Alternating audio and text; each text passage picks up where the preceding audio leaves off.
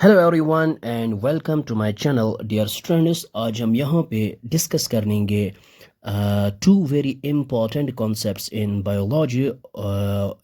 एक है यहाँ पे न्यूक्लियोटाइड एंड दूसरा है डीएनए। सो सबसे पहले आते हैं यहाँ पे what is nucleotide. So nucleotide is the basic building block of DNA. Okay, so सबसे पहले हम यहाँ पे इसकी जो डेफिनेशन है वो यहाँ पे लिखते हैं।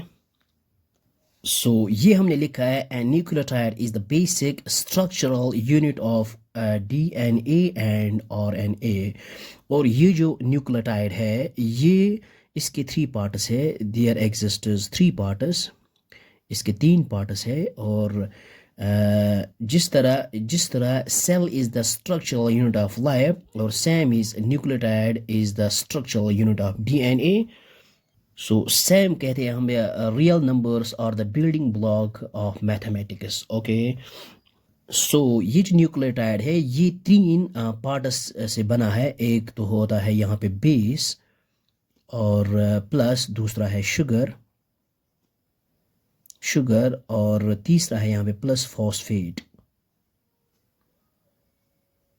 ओके, इन तीन पार्ट से बना है, इसको कहते हैं हम यहाँ पे न्यूक्लियोटाइड।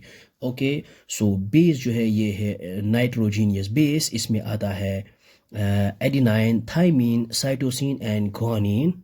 सो ये आता है इसमें adenine, thymine, cytosine and guanine. और यहाँ पे हम लिख सकते हैं और uracil which is present in RNA. Okay, so अगर हम यहाँ पे ये जो है बेस प्लस शुगर को यहाँ पे ऐड अप करेंगे तो हमारे पास आएगा न्यूक्लियोसाइड। सो ये हमने लिखा है base plus sugar we get nucleoside. लेकिन जब हम यहाँ पे न्यूक्लियोसाइड को ऐड अप करेंगे phosphate, so we get nucleotide. So ये हमने यहाँ पे लिखा है जब हम न्यूक्लियोसाइड प्लस फॉस्फेट को ऐड अप करेंगे so we get this nucleotide. Okay, now इसमें जो आता है अब, अब आते यहाँ पे है जो हमारे पास nucleotide is the building block of DNA. और इसी तरह से जिस तरह हम कहते हैं cell is the building block of life, और ये जो मैथमेटिक्स में हम कहते हैं real numbers are building block of mathematics. Okay, so millions of nucleotide join together to make a long DNA strand, and billions of cells come together to form a living organisms.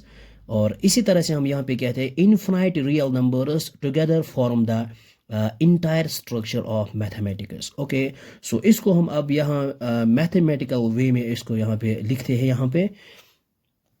So mathematically हम इसको, अगर इस statement को हम देखेंगे तो mathematically हम यहाँ पे इसको इस तरह लिख सकते हैं DNA is a function of nucleotide.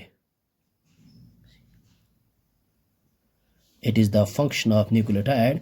So ये इसके ऊपर डिपेंड करता है। जिस तरह मैथमेटिक्स में हम कहते हैं Y is a function of X, ये वाई जो है ये डिपेंडेंट करता है एक्स के ऊपर।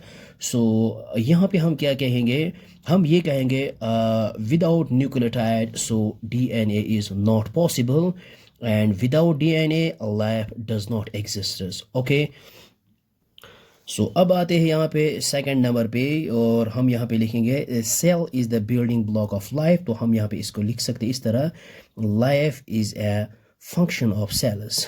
ओके, सो सेम वे ही real numbers are building block of mathematics. तो हम यहाँ पे लिख सकते हैं जो मैथमेटिक्स है,